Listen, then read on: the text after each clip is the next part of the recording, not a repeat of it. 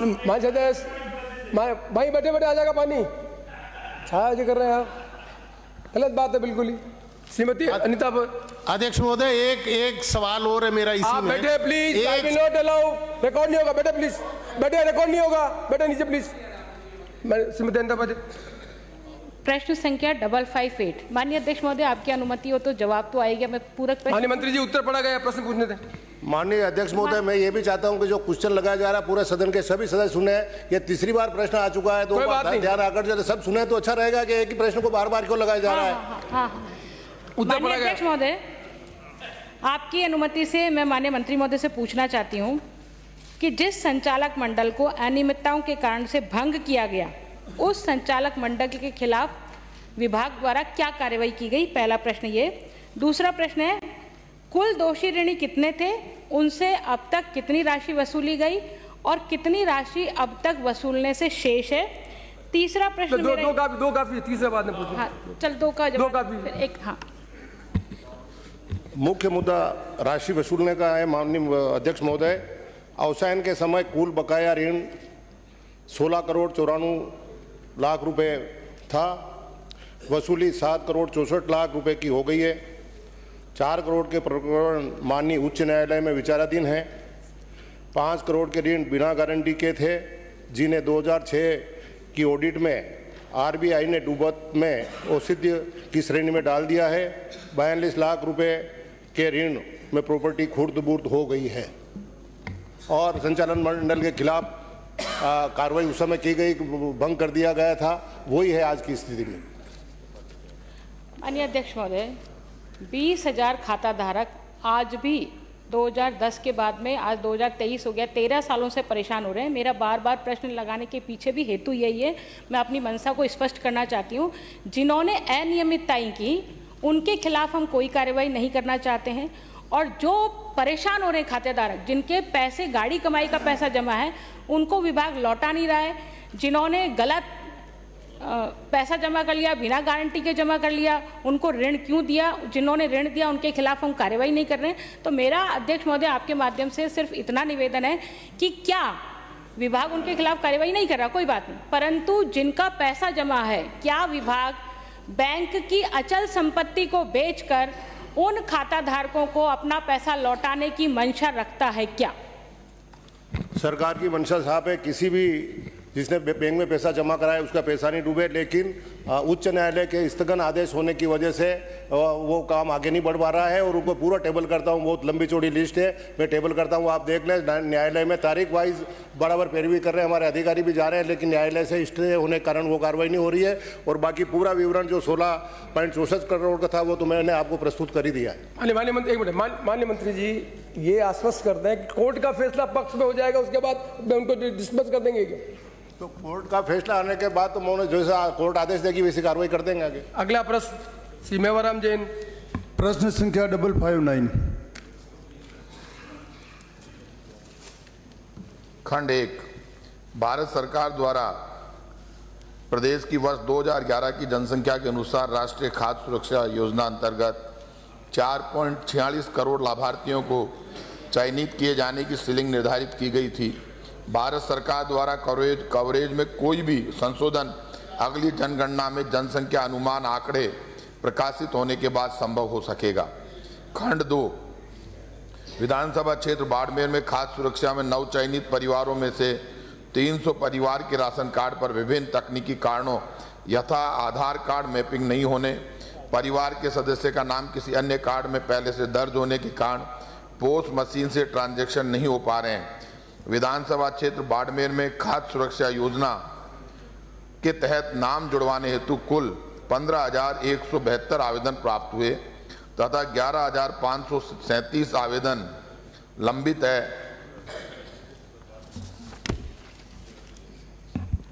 अध्यक्ष महोदय, मैं मंत्री जी से पूछना चाहूँगा कि भारत सरकार तो इसमें जोड़ नहीं रही है। माननीय मुख्यमंत्री जी ने बजट घोषणा में 10 लाख परिवारों को खाद्य सुरक्षा से जोड़ने की घोषणा की है।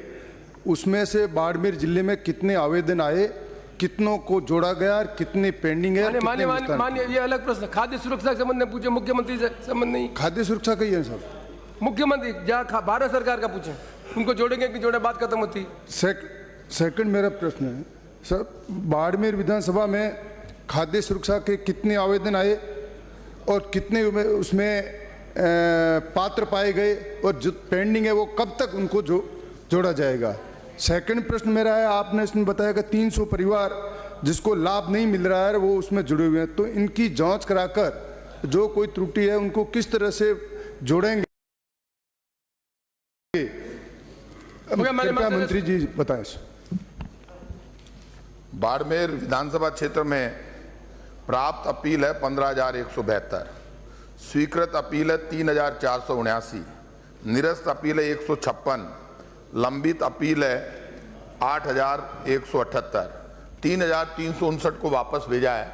और ये जो आप बात करें उसमें प्रॉब्लम ये आ रही कि आधार कार्ड में कई जगह पर इन लोगों का नाम दूसरी जगह पंजीकृत है, वो कोई ना कोई सदस्य वहाँ उठा रहा है, उसमें दिक्कत आ रही है। ऐसे मामलों में आपको कोई प्रॉब्लम है तो आप एक काम कर लेना, आपके यहाँ जो एसडीओ लगे हुए उनसे बात कर लीजिए, फिर भी कोई प्रॉब्लम आए तो मुझे बताना, मैं आपके घर पे वहाँ का लोकल अधिकारी भेजूंगा जो इस प्रॉब्लम को शॉर्ट आउट कर देगा आपके विधानसभा क्षेत्र की। अगला प्रश्न मोहन राम चौधरी। अगला प्रश्न श्रीमती मोहन राम जी बोल। 560। मैंने बोला था, आप उनको याद दिलाते थे। उम्र ज्यादा है कि कम है इनकी? अध्यक्ष महोदय, खंड 1, जी हाँ, वक्फ अधिनियम 1995 की धारा 32 के प्रावधानुसार वक्फ बोर्ड द्वारा उक्त कार्य किया जा सकता है। वक्फ संपत्ति से प्राप्त राशि का उपयोग वक्फ संपत्ति के विकास, संरक्षण एवं रखरखाव और धार्मिक, पवित्र एवं परोपकारी कार्यों तथा अन्य विधि संगत लोकोपयोगी उद्देश्यों से किया जाता है। खंड 2, जी हाँ, ये राशि जनहितार्थ कार्य में उपयोग में ली जा रही है। विगत 3 वित्तीय वर्षों में वक्फ बोर्ड द्वारा राजस्थान राज्य में उक्त राशि के उपयोग का विवरण परिशिष्ट एक्ट पर संलग्न है। अगला प्रश्न श्रीमती संतोष। संख्या 561। अध्यक्ष महोदय, खंड 1, जी नहीं, गृह विभाग से प्राप्त जवाब के अनुसार प्रदेश में जनवरी 2019 से दिसंबर 2022 तक की अवधि के दौरान हुई दुर्घटनाओं में मृतकों व घायलों का विवरण परिशिष्ट 1 पर संलग्न है।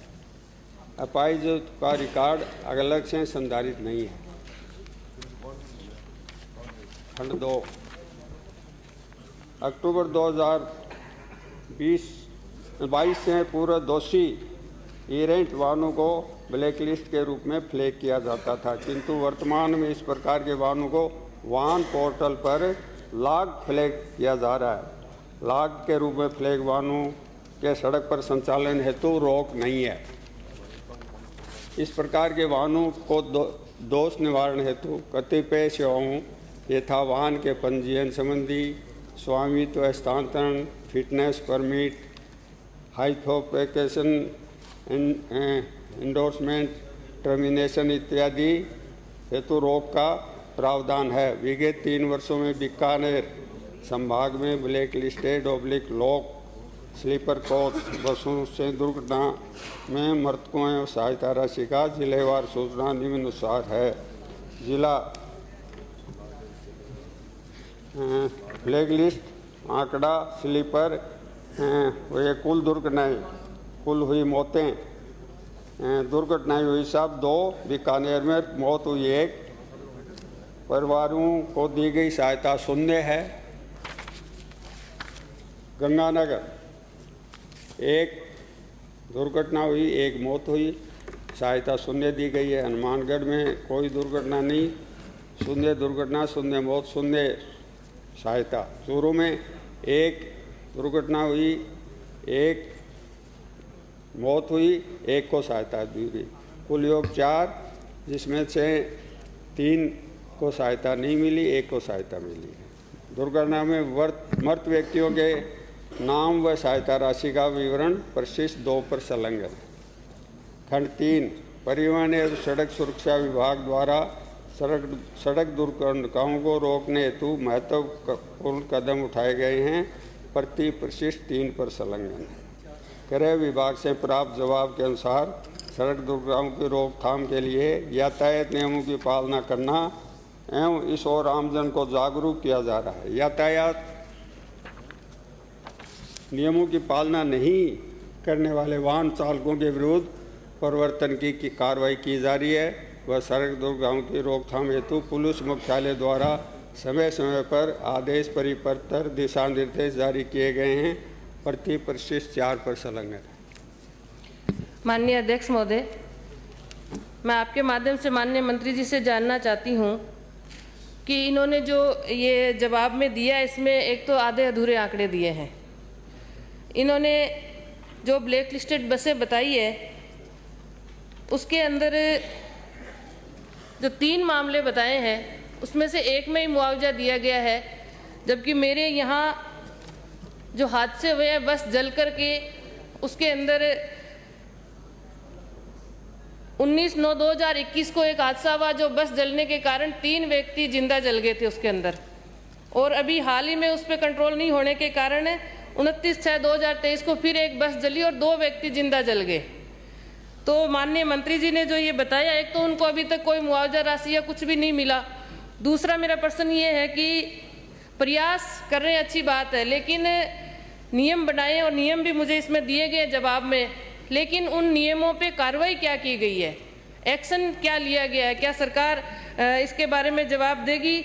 और जो मेरे यहाँ हादसे हुए हैं वो एक तो ब्लैक लिस्टेड बस के कारण, ओवर स्पीड के कारण हुए हैं, तो उनके प्रति सरकार क्या कार्रवाई करेगी? रिपीट हो गया, पहले बोल दिया आपने।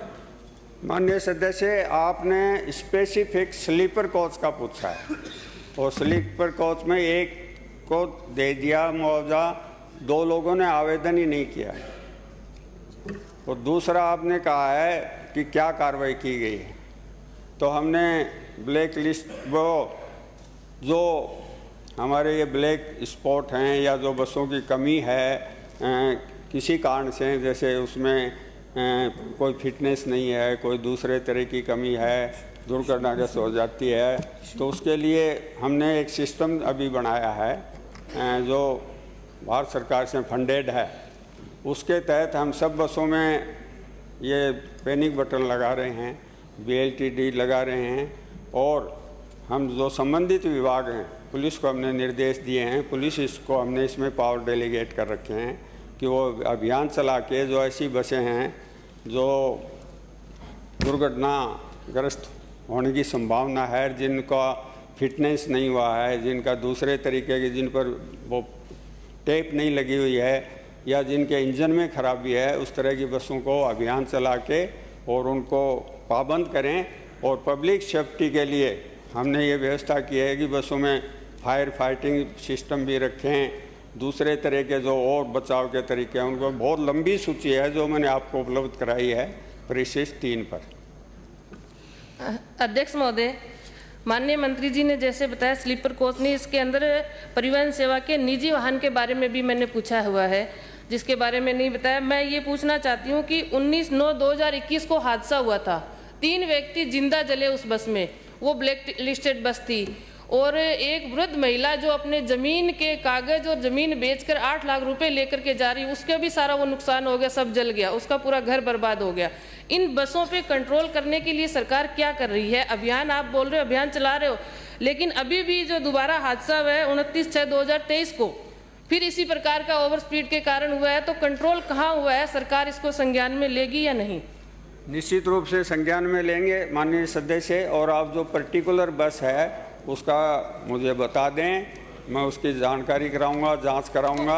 FIR है। माननीय सदस्य, आप उत्तर नहीं जा रहे हो, जब कह रहे हैं आप कार्रवाई करेंगे। आपने प्राइवेट बसों का ही पूछा है और उसमें भी पर्टिकुलरली स्लीपर बस का ही पूछा, और आपने पूछा कि रोडवेज के रूट पर कितनी चल रही है, रोडवेज के निजीकरण करके, आप तो उसमें उसी का पर्टिकुलर जवाब दिया। आप मुझे दे दें ये सूचना, और मैं निश्चित रूप से इस पर कार्रवाई कराऊंगा, और जो भी कानून सम्मत उनको मुआवजा देने की बात होगी वो भी करवाऊंगा। अगला प्रश्न गोपीचंद मीणा। अगला प्रश्न फूल सिंह मीणा। प्रश्न संख्या 563।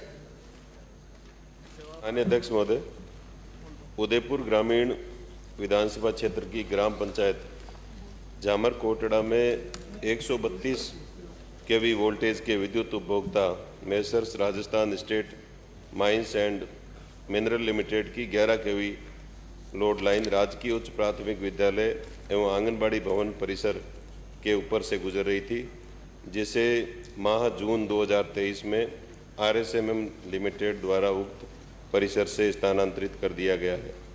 खंड 2 उपरोक्त अनुसार, खंड 3 उपरोक्त अनुसार। अध्यक्ष महोदय, आपके माध्यम से मैं मंत्री जी का धन्यवाद देता हूं कि आपने हमारी बालकों का ध्यान रखते हुए शिफ्ट को जो माइंस बरसों से उसके लिए कहते कहते थक गए, उसका आपने निवारण किया, उसके लिए तो आपका धन्यवाद। अध्यक्ष महोदय, आपके माध्यम से मैं मंत्री महोदय से आग्रह करता हूं कि मेंटेनेंस के मामले में मेंटेनेंस का नाम लेकर 2-2, 3-3, 4-4 दिन तक लाइटें बंद रखते हैं।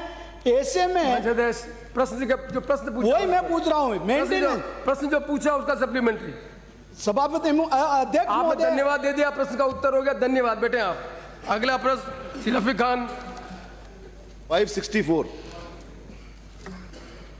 अध्यक्ष महोदय, खंड 1 जी नहीं, बजट घोषणा वर्ष 2023-24 के अंतर्गत 112 यूनानी चिकित्सा अधिकारियों के नवीन पद सृजित किए गए हैं। खंड 2 जी हाँ, बजट घोषणा वर्ष 2023-24 के अंतर्गत जोधपुर में यूनानी महाविद्यालय की स्थापना युक्त कार्रवाई प्रक्रियाधीन है। साथ ही भरतपुर में centre of excellence in regimental hijama therapy की स्थापना की भी घोषणा की गई है। बजट घोषणा वर्ष 2023-24 के अंतर्गत ही बालोतरा बाड़मेर में यूनानी चिकित्सालय की स्थापना एवं नदवई, भरतपुर, लवाणा, दौसा तथा सीमावीर जी करौली, हिंडौन करौली के आयुर्वेद औषधालयों को आयुष चिकित्सालय में क्रमोन्नत किए जाने की कार्रवाई प्रक्रियाधीन है। साथ ही 100 आयुष चिकित्सालय औषधालयों में यूनानी चिकित्सा उपलब्ध करवाए जाने की घोषणा की गई है, जिसकी क्रियान्विति प्रगतिरत है। खंड 3 जी नहीं। जो 278 ब्लॉक हैं उन पे अगर सब जगह चिकित्सक हैं तो उसकी एक सूची उपलब्ध करा दी जाए। और 112 पद जो आप कह रहे हैं वो कब तक भर्ती हो जाएंगे? और जो 100 पद आप कह रहे हैं कि 100 नए चिकित्सालयों के अंदर यूनानी चिकित्सा पद्धति उपलब्ध कराई जानी है, वो कब तक हो जाएगी? सर, टोटल जो ब्लॉक्स हैं, वो जो ब्लॉक्स हैं जिसमें से 234 ब्लॉकों पर मैंने बताया कि ये यूनानी चिकित्सा उपलब्ध है, जिसकी सूची मैं आपको टेबल कर देता हूँ, आपको मिल जाएगी। साथ ही जो 100 पद सृजित किए गए थे, जिनका विज्ञापन ऑलरेडी जारी कर दिया गया है, और मैं समझता हूँ राजस्थान के इतिहास में पहली बार इतनी पदों की भर्ती यूनानी चिकित्सकों की हो रही है। सरकार ने बहुत सारे प्रयास किए हैं और वो जल्दी ही भर्ती पूरी कर दी जाएगी। अगला प्रश्न ज्ञानचंद पारक। अगला प्रश्न गुरदीप सिंह। 566। मंत्री महोदय, मैं अध्यक्ष महोदय, मैं जवाब मेरे पास पूछ लेता हूँ। पूछो, प्रश्न पूछो। माननीय मंत्री जी उत्तर पढ़ा गए।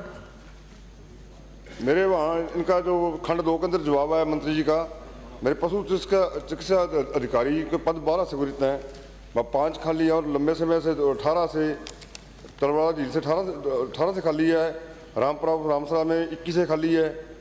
शाहपीनी के अंदर 21 से खाली है। मिर्जेवाड़ी के अंदर 21 से खाली है और मेहरवाड़े के अंदर 22 से खाली हैं। और तीसरा खंड में मैं जो भवनों के लिए पूछा था, तो मेरे टोटल 16 स्वास्थ्य केंद्र के जो भवन नहीं बने हुए हैं, इनके अंदर काफ़ी जगह आधे ज़्यादा मैंने पट्टे बनवा दिए हैं। तो मैं मंत्री से पूछना चाहूँगा कि जहाँ पट्टे बन गए, इनके भवन कब तक बना दोगे और ये पद पर कब तक भर दोगे आप? अध्यक्ष महोदय, जो 5 पशु चिकित्सा अधिकारियों की बात की गई है, ये सही है कि तलवाड़ा, रामपुरा, सापनी, मिर्जावली और मेहरवाला यहाँ डॉक्टर लगने हैं। हमारे 900 डॉक्टरों की भर्ती आरपीसी में अटकी पड़ी है, जैसे ही वहाँ से अप्रूवल मिलेगी वो लगा दी जाएंगी। दूसरी आपने कही कि भवन, तो इसमें जवाब में पहले ही दे रखा है, वित्तीय संसाधनों की उपलब्धता के अनुसार प्राथमिकता से कराए जाएंगे। 2 भवन आपके अभी निर्माणाधीन हैं। ज़्यादा पल आपके कोई खाली है नहीं। आपकी 55 ग्राम पंचायतें, 46 में संस्थाएं खुली हुई है। खाली 9 ग्राम पंचायतें ऐसी हैं जहाँ संस्थाएं नहीं है। धन्यवाद। अगला प्रश्न बलवान पुनिया। अध्यक्ष जी, 567। माननीय अध्यक्ष महोदय, राजस्थान को सतलुज वाटर वाया हरियाणा बागड़ा मेन कैनाल के माध्यम से नहर सिंचाई प्रणाली हेतु CP 4 तथा सिद्धमुख और अमर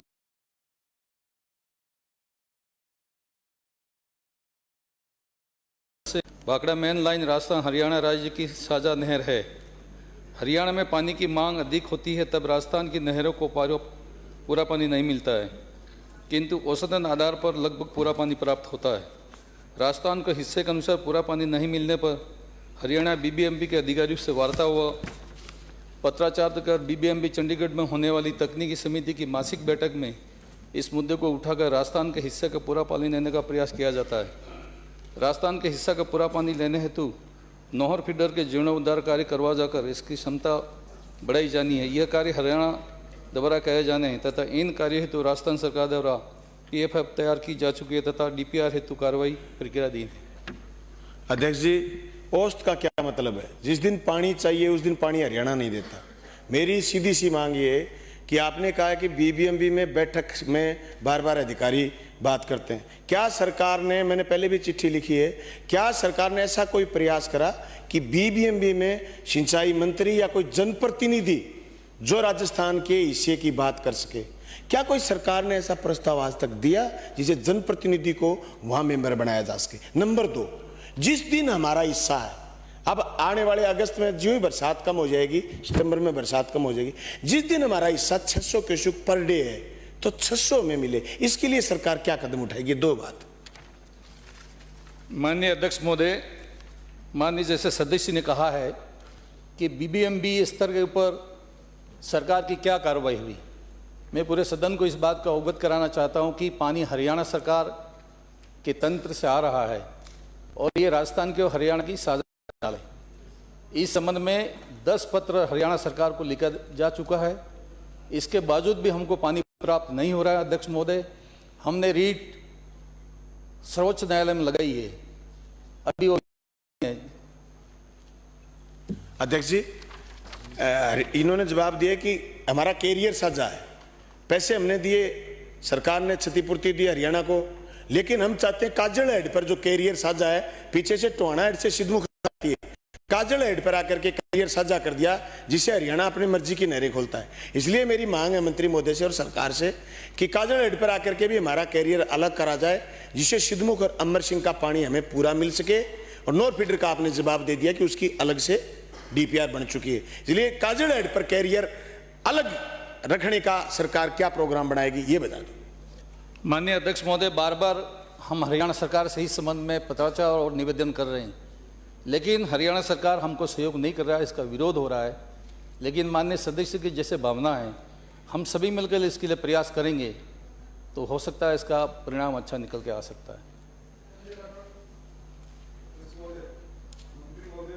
भाखड़ा मेन लाइन राजस्थान और हरियाणा की दोनों की एक कॉमन कैरियर चैन है। मैं मंत्री महोदय आपसे जानना चाहूँगा कि जब इस हरियाणा सरकार को आपने पत्र लिखे, क्या आपने केंद्रीय जल संसाधन मंत्रालय को या CWC को जो इस तरह के डिस्प्यूट का निर्धारण करती है उनके सामने कोई पत्र लिखा? माननीय अध्यक्ष महोदय, माननीय नेता प्रतिपक्ष जी ने जो बात कही गई है, हमने CWC के अंदर भी इस बात को रखा है और भारत सरकार को भी पत्र लिखे हैं। दोनों में हमको सकारात्मक परिणाम नहीं प्राप्त, तभी जाके हम सर्वोच्च न्यायालय में गए। अगला प्रश्न अमीन खां। 568 उत्तर पड़ा हुआ माना गया। प्रश्न पूछो आप। अमीन साहब प्रश्न पूछो। अमीन साहब प्रश्न पूछो।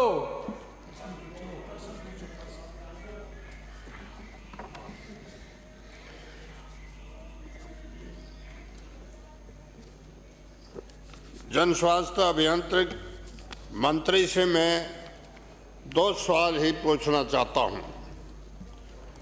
305 गांव 2 तहसीलों की योजना 2013 में स्वीकृत हुई। लंबा समय तक अभी तक गांव की योजनाओं का सफल काम पूरा नहीं हुआ, इसका क्या कारण रहा? और भविष्य में आपने कुछ गांव में तो 31 मार्च 24 को काम पूरा हो जाएगा बताया है, 18 गांव ऐसे छोड़ दिए हैं जिनका आपने कोई समय नहीं बताया है। गडरा रोड तहसील में आपने एक गांव में पानी पहुंचने का लिखा है, वो असत्य है। और गड्ढा रोड खुद की जो PHD की योजना है उसका पानी उसमें जाता है। और बाकी आपने जो 94 गांव में पानी जाता है वो असत्य है, इसको आप दुरुस्त करावे।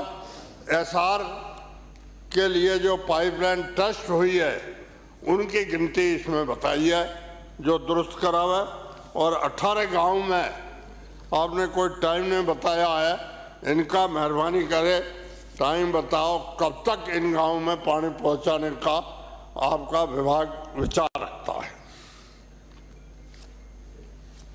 माननीय अध्यक्ष महोदय, माननीय सदस्य ने जो देरी के कारण पूछे हैं उसमें मैं निवेदन करना चाहता हूं कि जो कार्य 2013 में शुरू हुआ निश्चित रूप से ये पूरा होना चाहिए था, लेकिन इसमें देरी के कारण है कि राष्ट्रीय मरुद्यान पड़ता है, उसमें कुछ गांव आते हैं, तो उसकी जो हमें अनुमति मिली वो संभवतः 2022 में मिली, तो उसमें गांव कम है लेकिन उससे सारा काम प्रभावित होता है। दूसरा कारण है राष्ट्रीय राजमार्ग प्राधिकरण से भी हमें अनुमति लेनी पड़ती है, NOC लेनी पड़ती है धौरी मन्ना कस्बे में पाइपलाइन। इसके अलावा हमें उच्च जलाशय, पंप हाउस आदि के लिए भूमि का आवंटन में देरी हो जाती है।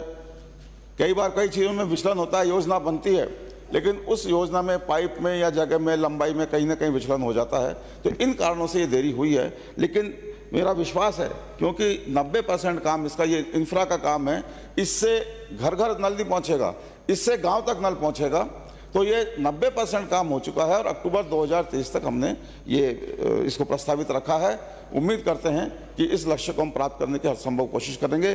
दूसरी जिन बातों की तरफ माननीय सदस्य ने ध्यान दिलाया है मैं उसकी जांच करके और माननीय सदस्य को उसका जवाब भेज दूंगा। माननीय सदस्य, अगला प्रश्न श्री जगदीश चंद्र, माननीय कोऑपरेटिव मिनिस्टर। प्रश्न संख्या 569। सहकारिता मंत्री जी।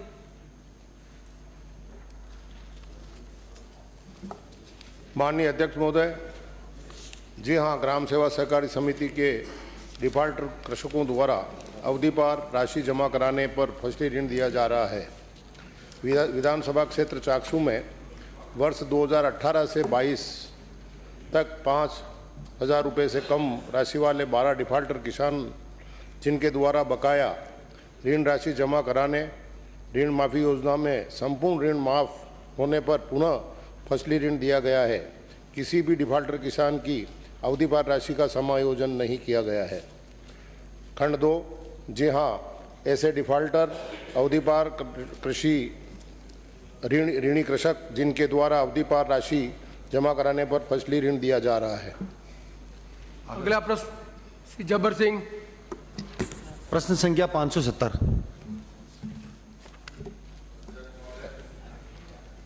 खंड 1, जी नहीं, गोविंदपुरा में उपभोक्ताओं को राशन सामग्री वितरण कार्य नियमित रूप से किया जा रहा है। खंड 2, नगर पालिका क्षेत्र आसीन में नवीन उचित मूल्य दुकान के आवंटन हेतु दिनांक 27/6/2022 को जारी विज्ञप्ति में एक भी आवेदन प्राप्त नहीं होने के कारण पुनः जारी होने वाली विज्ञप्ति में नगर पालिका आसीन को सम्मिलित कर लिया गया है। नगर पालिका गुलाबपुरा में नियमानुसार NFA से राशन कार्डों के अभाव में अतिरिक्त उचित मूल्य दुकान हेतु विज्ञप्ति जारी नहीं की गई है। अध्यक्ष महोदय, मैं आपके माध्यम से मंत्री जी से जानना चाहूँगा कि नगर पालिका आसीन का जो गोविंदपुरा क्षेत्र है वहाँ 4 वार्ड लगते हैं। अध्यक्ष महोदय, 4 वार्डों के लोग वहाँ रहते हैं और मूल रूप से SC की कॉलोनी है। वो ज़्यादातर लोग लगभग 90% लोग SC के हैं और 3 किलोमीटर की दूरी पे वो दुकान है राशन की। तो मैं मंत्री जी से जानना चाहूँगा कि वहाँ नई दुकान की विज्ञप्ति आप कब तक निकाल देंगे? मैं आपके पास वहाँ यदि प्रॉब्लम आ रही है, पहले निकाली गई थी, आए नहीं, मैं आपके पास अधिकारी भेजूंगा, आप बात कर लेना, जो डेट आप चाहेंगे उसी दिन जारी कर देंगे। अगला प्रश्न रूपाराम। प्रश्न संख्या 571। अध्यक्ष महोदय, खंड 1, जी हाँ, जैसलमेर जिले में उपनिवेशन विभाग में भूमि को भूमि आवंटन हेतु सामान्य आवंटन श्रेणी के 61,215 एवं विशेष आवंटन श्रेणी के 34,967 इस प्रकार से कुल 96,182 आवेदन पत्र लंबित हैं, जिनका संख्यात्मक श्रेणीवार विवरण परिशिष्ट पर संलग्न है। सामान्य एवं विशेष श्रेणी के कुल 99,763 प्रकरण प्राप्त हुए थे, जिनमें से 3581 प्रकरणों का निस्तारण किया जा चुका है। वर्तमान में शेष 96,182 प्रकरण लंबित हैं। विशेष आवंटन श्रेणी में वर्ष 2013 से 2018 तक तथा सामान्य आवंटन श्रेणी में 2019 से फरवरी 2023 तक माननीय उच्च न्यायालय द्वारा स्थगन होना प्रकरणों के लंबित रहने का प्रमुख कारण है। खंड 2। जी हाँ, किंतु आवेदन पत्र वर्ष 2004 से अर्थात लगभग 20 वर्षों से लंबित हैं, जो अत्यधिक पुराने होने के कारण आवेदकों की पात्रता की पुनः जांच की आवश्यकता है। जांच उपरांत ही आवंटन की कार्रवाई की जानी संभव है।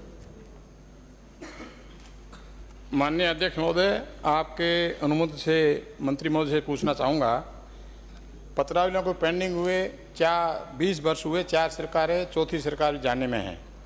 कहा गया कोर्ट की वजह से विशेष आवंटन में 13 से 18, सामान्य में 19 से 23, इस प्रकार 6 और 4 वर्ष। इसके बाद में भी 14 और 16 वर्ष शेष रहते हैं। उस 14 और 16 वर्ष में क्या ये समय पर्याप्त नहीं था कि उनको आवंटन कर देते? ये मोर देन सफिशिएंट समय है। दूसरा जो बताया कि पत्रावलियों की पात्रता चेक करनी है, पात्रता कोर्ट के ऑर्डर में भी नहीं था, भी पात्रता चेक नहीं करोगे। क्या 20 वर्ष के लिए इनका इतना इमला है, 7 तहसीलदार है, बाकी डीसी एसीसी है, क्या 20 वर्षों में पात्रता चेक करना इतना बड़ा काम है?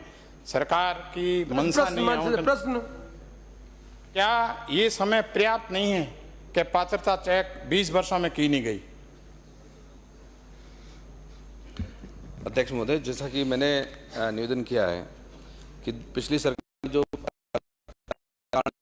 नहीं हो पाया, पर अभी जो कारण मेन था कि 2013 से तो विशेष आवंटन पे हाई कोर्ट की रोक थी और अभी सामान्य आवंटन पे 2019 से 2023 तक इसका स्टे रहा। और मेरे बीकानेर कमिश्नर कार्यालय में मीटिंग लेने के बाद में हमने हाई कोर्ट में पैरवी की। पैरवी के बाद में जो है स्थगन आदेश अभी हटा है और हटने के बाद में मैंने अप्रैल माह के अंदर मैंने खुद ने मीटिंग ली तमाम अधिकारियों के साथ में और उनको ये साफ निर्देश दिए थे कि आप इनका आवंटन पात्रता की जांच और आवंटन की प्रक्रिया जल्दी शुरू की जाए। पर इतना बड़ा आवेदन है कि आज 96,000 लोगों को आवंटन करना, एक की पात्रता की जांच करना, ये एकदम होना संभव हो नहीं पाता है। फिर भी हमने ये कहा है क्योंकि उपनिवेशन के जो नियम हैं वो नियमों में ये साफ है, क्योंकि पिछली गवर्नमेंट में जब बीजेपी गवर्नमेंट थी उसमें इन्होंने फॉर्म पूरे जिले के भरवा दिए, पर हमारे पास जो जमीन आवंटन के जो मुरबे जो थे वो जमीन तो सिर्फ 5600 लोगों को ही आवंटित कर सकते हैं। उपनिवेशन का नियम है, उसमें प्राथमिकता जो होती है वो प्राथमिकता गांव की रहती है, उस तहसील की रहती है और उसके बाद में जिले की रहती है। तो नियमानुसार मैं माननीय सदस्य ये कहना चाहूँगा, इस पर हम जल्दी से जल्दी कार्रवाई करेंगे कि जो उपनिवेशन के नियम है प्राथमिकता के आधार पर उन लोगों को जितने हमारे पास मुरबे हैं उसके आधार पर जल्दी आवंटन करें। माननीय अध्यक्ष महोदय, आपके अनुरोध पूछना चाहूँगा कि जो भूमि आवंटित होनी है आज की तारीख में 80% पे भूमाफिया खेती कर रहे हैं और ये भूमिहीन वैसे बैठे हैं। इसमें SC ST के भी सम्मिलित है। जैसलमेर विधानसभा में 52,000 आवंटी फॉर्म भर रखे हैं, सबकी पात्रता चेक की हुई 1-1, 1.5, 2-2 वर्ष हो गया है, फिर भी आवंटन नहीं हुई। कोर्ट का निर्णय भी फरवरी 23 में आ चुका है, लास्ट वाला भी। तो फरवरी 23 से भी आज जुलाई में बात कर रहे हैं, अभी भी 4 महीने का समय है। क्या माननीय मंत्री महोदय अगर पात्रता चेक करनी तो चेक करा के और आचार संहिता से पहले भूमाफियाओं को बढ़ावा नहीं मिले, भूमिहीन को भूमि मिले, SC ST को भूमि मिले, ये सरकार मंशा रखती है या नहीं? अध्यक्ष महोदय, जिस प्रकार से मैंने निवेदन किया है प्राथमिकता के आधार पर जिनकी पहली पात्रता बनती है उनकी जो तमाम प्रक्रिया करा करके 1 महीने के अंदर हम आवंटन प्रक्रिया को शुरू कर दें। अगला प्रश्न श्री अमर सिंह, प्रश्न संख्या 572। सम्माननीय अध्यक्ष महोदय, जी हाँ, राजस्थान सरकार द्वारा बजट घोषणा वर्ष 2021-22 में विधानसभा क्षेत्र बयाना के रूपबास उपखंड में औद्योगिक क्षेत्र खोलने की घोषणा की गई थी। रूपबास उपखंड में 10 हेक्टेयर या इससे अधिक सिवाय राजकीय भूमि एक चक में उपलब्ध नहीं है। ग्राम चैकोरा में नवीन औद्योगिक क्षेत्र विकसित करने बाबत में 11.31 हेक्टेयर चारागाह भूमि औद्योगिक प्रयोजनार्थ चिन्हित की गई थी। राजस्व विभाग द्वारा विधिक कारणों से चारागाह भूमि के आवंटन की अनुमति नहीं दी जा रही है। खंड 2 ग्राम चैकोरा में नवीन औद्योगिक क्षेत्र विकसित करने बाबत 11.31 हेक्टेयर चारागाह भूमि औद्योगिक प्रयोजनार्थ चिन्हित की गई थी। राजस्व विभाग द्वारा विधिक कारणों से चारागाह भूमि के आवंटन की अनुमति नहीं दी जा रही। अध्यक्ष महोदय, मैं माननीय मंत्री महोदय से पूछना चाहता हूं कि अगर आपके पास भूमि उपलब्ध नहीं थी तो विधानसभा में प्रश्न सूचीबद्ध होने के बाद ही मुझे सूचित किया गया, पहले क्यों नहीं सूचित किया? क्या विभाग ने माननीय मुख्यमंत्री जी के बजट घोषणा को गंभीरता से नहीं लिया? सम्माननीय अध्यक्ष महोदय, मुख्यमंत्री जी की घोषणा को गंभीरता से लिया गया, लेकिन सिवायचक जमीन नहीं मिलने के कारण इसमें विलंब हुआ है। और दूसरा कारण इसमें नेशनल कंजर्वेशन जोन का भी कुछ जिलों में आ रहा है। हम बार बार पत्र भी लिख रहे हैं और मैंने स्वयं भी फ़ोन पर मंत्री महोदय से भारत सरकार से बात करी, तो उन्होंने कहा कि मीटिंग तो कर ली है हमने। मैंने बताया उनको पूरी डिटेल कि हमारी 150 एप्लीकेशंस गई हैं और आप उनके लिए सिर्फ आपको निर्णय भी उन्होंने तय कर लिया कि हम निकाल देंगे समस्याओं को देखते हुए, लेकिन फाइनल नहीं हो पा रहा। अगर वहाँ से निकलता है तो हम कोई भी ज़मीन वहाँ उपलब्ध होगी तो फैक्ट्री एरिया लगाने के लिए प्रतिबद्ध है। माननीय अध्यक्ष महोदय, क्या सरकार सिवायचक भूमि की उपलब्धता न होने के कारण निजी क्षेत्र की भूमि का अधिग्रहण कर औद्योगिक क्षेत्र बनाने का कोई विचार रखती है? बिल्कुल सम्मानीय अध्यक्ष महोदय, अगर कोई हमें निजी क्षेत्र से देने के लिए तैयार है तो रीको की तरफ से उनको मुआवजा देकर। अधिग्रहण बोल रहे हो, देने के लिए नहीं कर, अधिग्रहण एक्विजिशन करेंगे क्या? लेकिन अभी कोई हमने वहां पर सूचना भी दी, कलेक्टर साहब को सूचित भी किया। इन सभी जगह पर जो 2 जिलों पहाड़ी और कुम्हेर में तो मिल गई, बाकी 6 जगह हमने सूचित भी किया है कलेक्टर्स को। अगर कोई जमीन देने के लिए तैयार है किसी एरिया में किसान, तो हम अधिग्रहण भी करने को तैयार। अगला प्रश्न मनोज कुमार। प्रश्न संख्या 573। माननीय अध्यक्ष महोदय, खंड 1 सुजानगढ़ एवं बिदासर तहसील में लॉकडाउन के पूर्व राजस्थान राज्य पथ परिवहन निगम की 58 बसें संचालित थी, जिनका मार्गवार विवरण परिशिष्ट 1 पर संलग्न है। सुजानगढ़ एवं बिदासर तहसील क्षेत्र में लॉकडाउन से पूर्व कुल 68 निजी बसें ग्रामीण व अन्य मार्गों पर संचालित थी। खंड 2 निगम द्वारा उपरोक्त संचालित बसों में से लॉकडाउन के बाद बंद की गई तथा अभी तक पुनः संचालित नहीं की गई 9 बसों का विवरण परिशिष्ट 2 पर संलग्न है। निगम के सीमित संसाधनों के कारण उक्त बंद की गई बसों का पुनः संचालित किए जाने का फिलहाल कोई विचार नहीं है। लॉकडाउन के बाद उपरोक्त संचालित निजी बसों में से किसी भी बस का संचालन बंद नहीं किया गया है तथा वर्तमान समय में बिदासर एवं सुजानगढ़ तहसील क्षेत्र में कुल 71 निजी बसें ग्रामीण एवं अन्य मार्गों पर संचालित हैं। अध्यक्ष महोदय, जवाब में बताया कि सीमित संसाधन के कारण चालू नहीं कर सकती, तो सरकार अपने सीमित संसाधन उनको कब बढ़ाएगी? विभाग कब नई बस से खरीदने का इरादा रखती है ताकि पुराने रूट जो बंद किए वो भी चालू कर सके और जो नए रूटों की आवश्यकता है उनको भी चालू कर सके? अभी 23-24 के बजट में माननीय मुख्यमंत्री जी ने घोषणा की है सर्विस मॉडल पर 1000 बसें लेने की। वो जब भी उपलब्ध हो जाएंगी तो प्रसन्नगत मार्गों पर प्राथमिकता से बस चलाने की कोशिश करेंगे। अगला प्रश्न ललित कुमार ओसवाल। अगला प्रश्न श्री कालूराम। प्रश्न संख्या 40-23।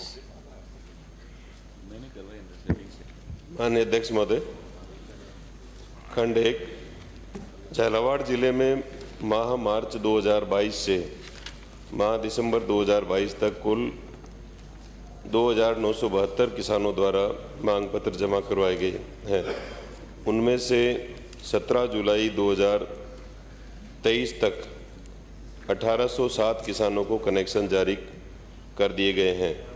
खंड 2 सरकार द्वारा किसानों को दिन में खेती के लिए बिजली देने के लिए बजट वर्ष 2020-21 में घोषणा की गई थी। घोषणा अनुसार झालावाड़ जिले को प्रथम चरण 2020-2021 में विद्युत तंत्र सुदृढ़ीकरण का कार्य पूर्ण करके माह अक्टूबर 2020 से ही दिन के ब्लॉक में सामान्यतः 6 घंटे विद्युत आपूर्ति की जा रही है। विद्युत उपलब्धता में कमी होने अथवा कोई अन्य तकनीकी समस्या होने पर किसानों को दिन व रात्रि के ब्लॉक में भी विद्युत आपूर्ति की जाती है। खंड 3, वर्तमान में लोड शेडिंग के नाम पर झालावाड़ जिले के ग्रामीण अथवा शहरी क्षेत्रों में कोई विद्युत कटौती नहीं की जा रही है। यद्यपि विद्युत उपलब्धता की स्थिति के अनुसार नीचे बैठे नहीं है, कोई प्रॉब्लम है, कोई प्रॉब्लम, नीचे बैठे, नीचे मैं उत्तर बंद करा दूंगा, नीचे बैठे माननीय प्रताप सिंह जी, नीचे बैठे। ये आप सीनियर आदमी है, प्रश्न पूछने का तरीका होता है, उनका प्रश्न आप हाईजैक कर रहे हैं। सब प्लीज नीचे बैठे, अंकित नहीं हुआ, नीचे बैठे, इसीलिए मैंने आई हैव रेस्ट्रिक्टेड, प्लीज नीचे बैठे, इसीलिए मैं प्रश्न करता को अलाउ किया मैंने कि बीच में अलाउ नहीं करे कोई भी। आपने जबरदस्ती हाईजैक कर रहे हैं, उनको अलाउ नहीं कर रहे। आप आपने बैठे मेरे नीचे बैठे, आप प्रश्न आपने प्रश्न क्यों नहीं पूछा, आपने प्रश्न क्यों नहीं पूछा? तो आप मान सदस्य को डिस्करेज कर रहे हैं आप बिल्कुल ही। मान सदस्य प्लीज। यद्यपि विद्युत उपलब्धता गोविंद खड़ा हो जाए, ये खड़ा हो जाए, प्रश्न पूछते ना आप। औद्योगिक क्षेत्रों में पूर्व सूचना के उपरांत कभी कभार विद्युत कटौती की जाती है। मान सदस्य। माननीय अध्यक्ष महोदय, मंत्री महोदय ने जवाब दिया है कि 1972 मांग पत्र जमा हुए, उनमें से 1807 किसानों को कनेक्शन दिए गए 2022 में। तो 1165 को आप कब तक दे देंगे?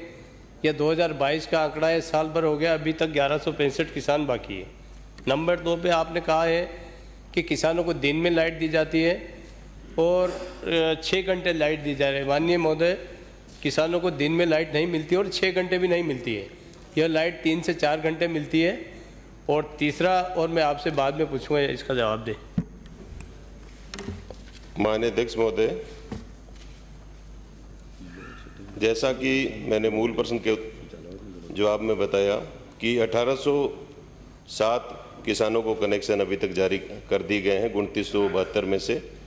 1165 कृषि कनेक्शन अभी पेंडिंग है, उनमें से 732 का इंफ्रा तैयार है और सितंबर तक सभी कनेक्शन जो है वो जारी कर दिए जाएंगे जितने पेंडिंग कनेक्शन है।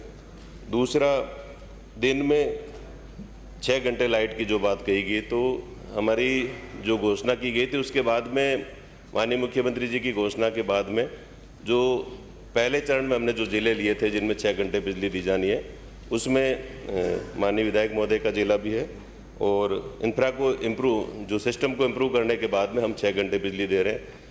उसके साथ साथ इनके जो 220 kV GSS भवानी मंडी है डग विधानसभा क्षेत्र में, वहाँ पर वोल्टेज की प्रॉब्लम है कृषि कनेक्शन नए होने से, नए कनेक्शन होने की वजह से। तो वहाँ 25 MVA का अतिरिक्त ट्रांसफार्मर लगाने की वहाँ ज़रूरत महसूस की गई है। तो आगामी 2 माह में 220 kV GSS भवानी मंडी में 25 MVA का अतिरिक्त ट्रांसफार्मर लगा दिया जाएगा, जिससे जो भी आपूर्ति में दिक्कत आ रही है तो उसका समाधान भी हो जाएगा। माननीय अध्यक्ष महोदय, नंबर 3 में आपने जवाब दिया है कि वर्तमान में लोड शेडिंग के नाम पर झालावाड़ जिले में कहीं भी लाइट कटौती नहीं की जा रही है और औद्योगिक क्षेत्र में कभी कभी की जा रही है। मानता हूं कि औद्योगिक क्षेत्र में आप कभी कभी करते हैं, बाकी ग्रामीण क्षेत्र में रोज़ लाइट कटिंग की जा रही है। 7 बजे से लेकर 10 बजे तक लाइट कटौती होती है। मेरी विधानसभा में 20 तारीख को रात्रि 8 बजे से लेकर दूसरे दिन 11 बजे तक 20 घंटे 15 घंटे की कटौती की। सारे अधिकारियों को मैंने उत्तर दीजिए अपने को, अपन उत्तर दे रहे। माननीय प्रश्न हो गया माननीय मंत्री जी, और ये माननीय आपका प्रश्न समझ में आ गया। माननीय मंत्री जी, आप इनके जो प्रश्न है उनको बिजली रेगुलर मिले उसके संबंध में आपके पास कोई कंप्लेंट नहीं गया? माननीय अध्यक्ष महोदय, जो लोड शेडिंग के संबंध में और बिजली कटौती के संबंध में माननीय विधायक महोदय ने जो प्रश्न पूछा है उसके मूल में भी मैंने इसका जवाब दिया है। और इनके विधानसभा क्षेत्र में जो मैंने जैसा अभी निवेदन किया कि इनके कुछ GSS ऐसे हैं जहां पर कनेक्शन अधिक होने की वजह से जो हमारा 132 का GSS है ओवरलोड हुआ है, तो वहाँ हमने एक अतिरिक्त ट्रांसफार्मर स्वीकृत कर दिया है। और लोड शेडिंग के नाम पे नहीं है, लेकिन कई बार मेंटेनेंस आदि या टेक्निकल फॉल्ट होने की वजह से कोई बिजली कटौती हो, उसके अलावा कोई हमारे द्वारा बिजली कटौती नहीं की जा रही। अगला पर श्री रामनारायण मीणा साहब, प्लीज हो गया, लिमिट हो गया, नीचे हो गया, 4 प्रश्न हो गए, प्लीज आप बेटा प्लीज 4 मिनट। जवाब नहीं आता, नीचे बैठे, नहीं नीचे बैठे। Mister Madan Dilawar, last day I don't want, last day बाहर निकालूंगा मैं, लास्ट डे बाहर निकालूंगा मैं। I will name you mister Madan Dilawar, I will name you mister Rajendra Rathore, I will name you Madan Dilawar and mister Pratap Singh. I don't want to set a wrong example. आखिरी सदन का समय है और सीनियर आदमी हो, नीचे बैठे प्लीज, नीचे बैठे आई सेड, नीचे बैठे। मैं mister Rathore, I don't want to set a wrong example.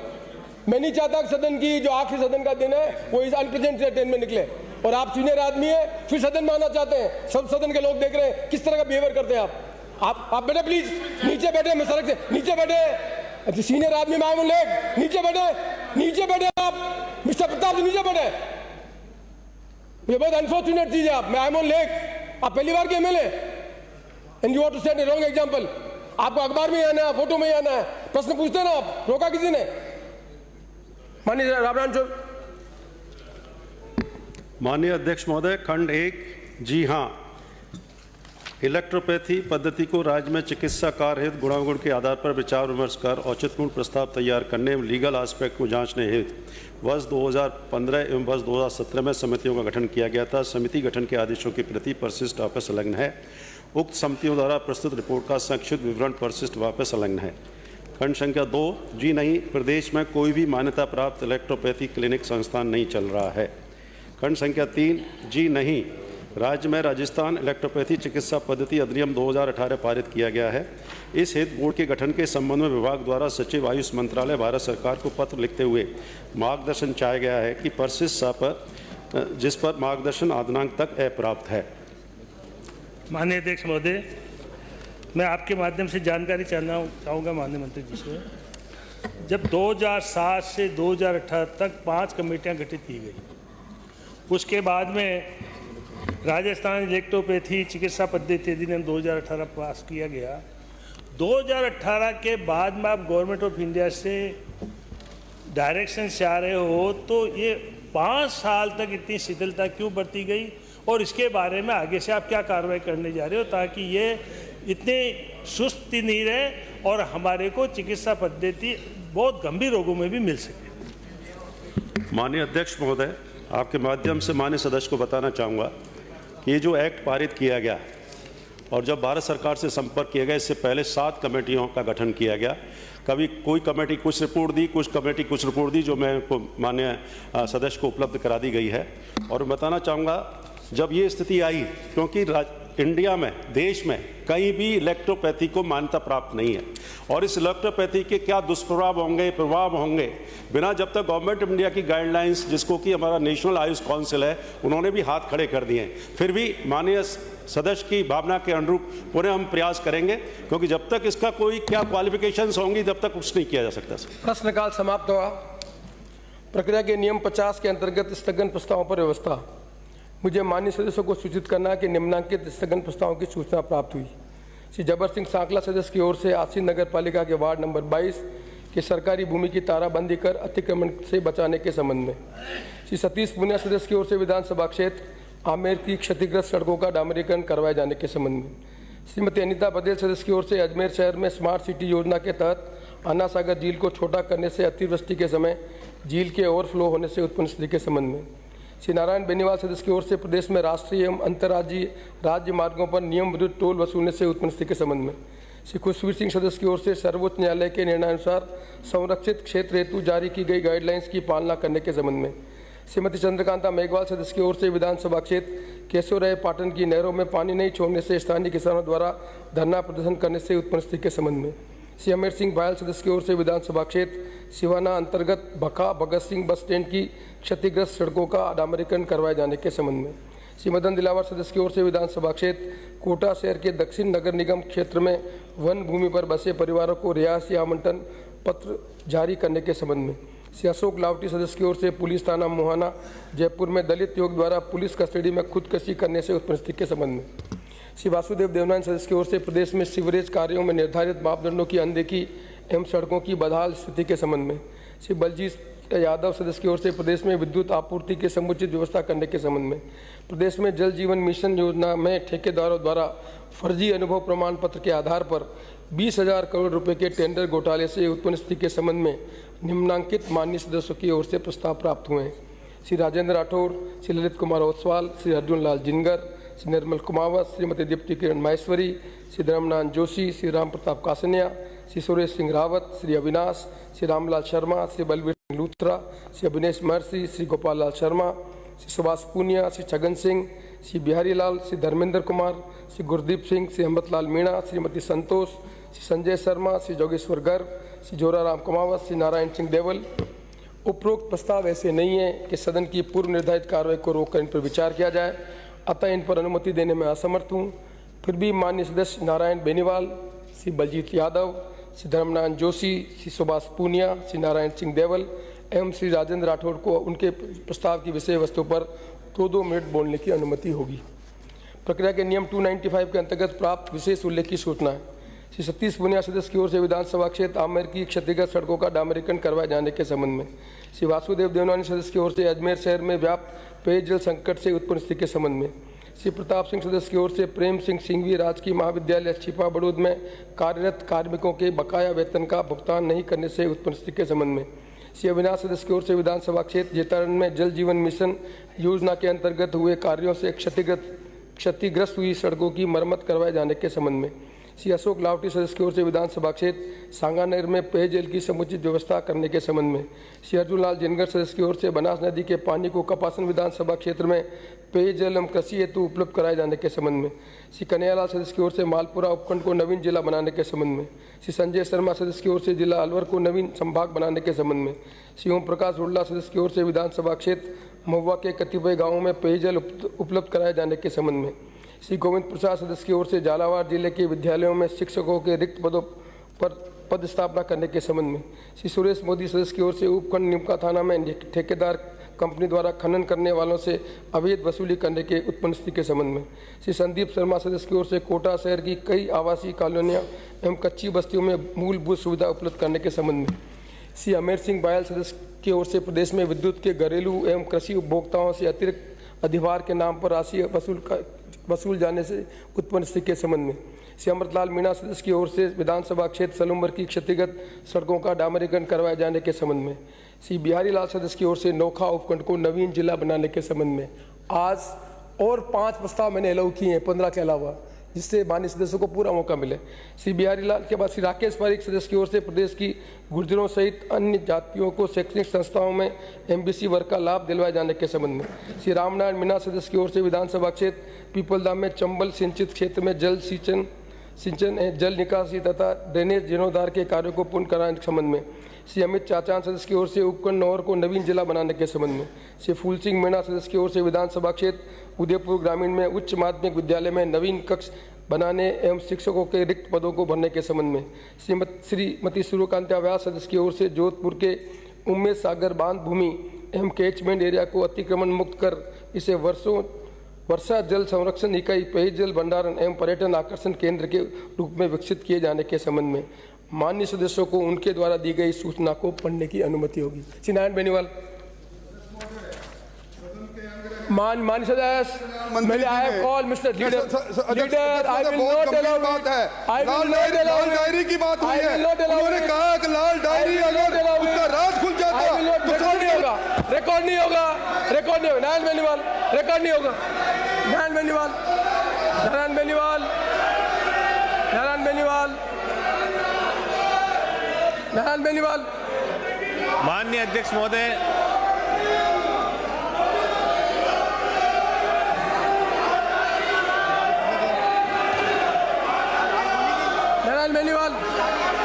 माननीय अध्यक्ष महोदय, विधानसभा कार्य संचालन एवं प्रक्रिया के नियम 50 के तहत स्थगन प्रस्ताव पर आपने मुझे बोलने का मौका दिया, धन्यवाद।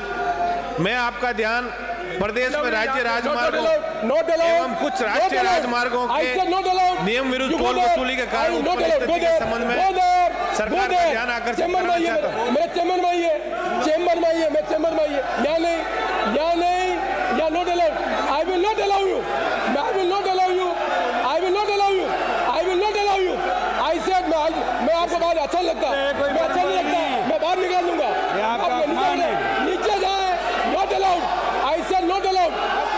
प्रदेश में राज्य राजमार्गों एवं कुछ राष्ट्रीय राजमार्गों पर नियम विरुद्ध टोल वसूली के कारण उत्पन्न स्थिति के संबंध में महोदय उपरोक्त विषय में अनुरोध है कि प्रदेश में एक तरफ तो जब कोई वाहन खरीदते हैं तो रोड टैक्स के नाम पर बड़ी राशि परिवहन कार्यालय में जमा करवाई जाती है, तो दूसरी तरफ टोल टैक्स लिया जा रहा है। रोड टैक्स एवं टोल टैक्स दोनों कैसे लिए जा रहे हैं? प्रदेश सरकार एक तरफ तो महंगाई रात कैंप लगाकर रात बांटने का काम कर रही है, तो दूसरी तरफ प्रदेश के राज्य राजमार्गों एवं खस्ताल राष्ट्रीय राजमार्गों पर नियम विरुद्ध टोल वसूल करके जनता पर आर्थिक भार डाल रही है, जिसको लेकर प्रदेश की जनता में भारी रोष व्याप्त है।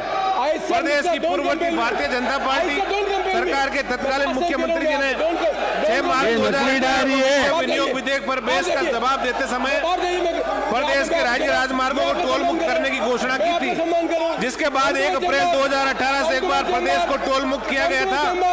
लेकिन उसके बाद जैसे ही नई सरकार बनी, उस नई नवेली सरकार ने राज्य राजमार्गों पर पुनः टोल वसूली का कार्य शुरू कर दिया, जो अनवरत जारी है। प्रदेश में अधिकांश जगह सार्वजनिक निर्माण विभाग एवं पीपीपी मॉडल पर बनी सड़कें जगह जगह से टूटी हुई एवं टोल नाकों पर तय मापदंडों के अनुसार किसी भी तरह की सुविधा नहीं है। नागौर अजमेर राष्ट्रीय राजमार्ग का कार्य पूर्ण किए हुए बिना ही पिछले लंबे समय से लगातार टोल वसूली का कार्य किया जा रहा है, जिसके संबंध में मेड़ता की लोक अदालत ने इसे बंद करने के निर्देश प्रशासन को दिए थे, लेकिन प्रशासन के ढुलमुल रवैये के कारण आज भी टोल वसूली का कार्य बंद नहीं होकर लगातार चालू है। सड़कों पर कहीं पर भी रोड सेफ्टी का ध्यान नहीं रखा जा रहा है और न ही किसी तरह की कोई सुविधा है। पेचिंग का काम चलाकर सड़क को ठीक करने के नाम पर मेज औपचारिकता कर दी जा रही है। मेरी सरकार से मांग है कि प्रदेश के राज्य राजमार्गों एवं खस्ताल राष्ट्रीय राजमार्गों पर टोल वसूली का कार्य तुरंत बंद करके प्रदेश के राजमार्गों को टोल मुक्त किया जाकर आम जनता को राहत प्रदान करावे। माननीय अध्यक्ष महोदय, नागौर, कुचामन, खाटू, तरनाऊ, भोपालगढ़, आसोप, संकवास, खजवाड़ा, कुचेरा,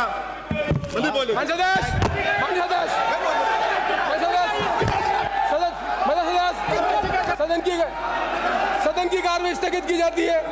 सदन की कार्रवाई स्थगित की जाती है।